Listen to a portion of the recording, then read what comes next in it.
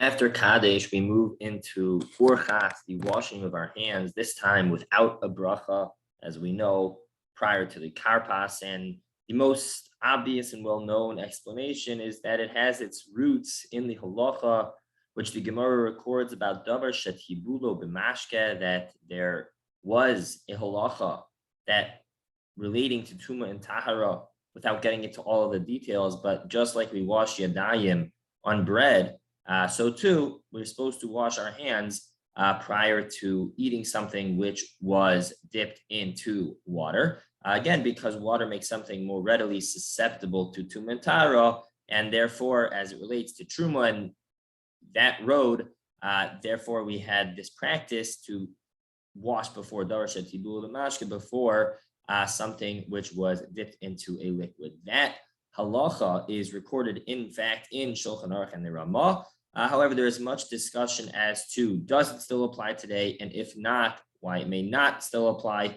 likely in large part due to the fact that we don't have truma and we are not as particular about eating things which are tuma and tahara in today's day and age. However, clearly we do have the practice on Seder night. It should be noted that some do still recommend that we should do that for all davar shetibul mashke today, but many seem to indicate that that is not the minhag today either. But when it comes to Seder night, we do still maintain that practice. Why is that the case? So again, the most obvious explanation is that it's connected to this idea of davar shetibul mashke, that even if we don't keep it year-round, on the Seder night, we would keep it. Now, why would that be different? So the Netziv offers an explanation that it is something along the lines of a zecher lamikdash, as we're commemorating things that we used to do at the times of the Beis HaMikdash. So at the times of the Beis HaMikdash, we were much more strict and aware of the facts of Tuma and Tahara, obviously for sure for Kohanim, and as it relates to Truma and Tahara, but even for non-Kohanim, there was a whole group of chaverim, of individuals called a chover, who would be particularly careful not to eat things which were Tuma and Tahara. And since that was something which was on the forefront of our minds at the time of the Beis HaMikdash, says the Netziv that as a Zeichel HaMikdash, we do that the night Leil HaSeder as well.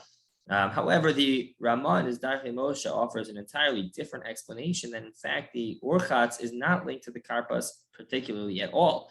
But in fact, the Urchatz is something that we do because we're sitting down now to wash, to begin the story, to begin the whole process of the Seder.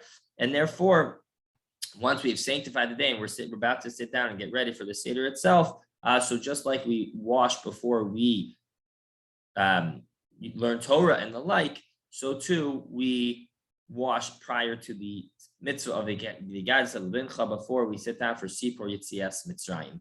One additional note that's important to recognize in the context of Urchatz, as it relates to the link between Urchatz and Karpas, is that we're used to not talking after washing our hands for bread.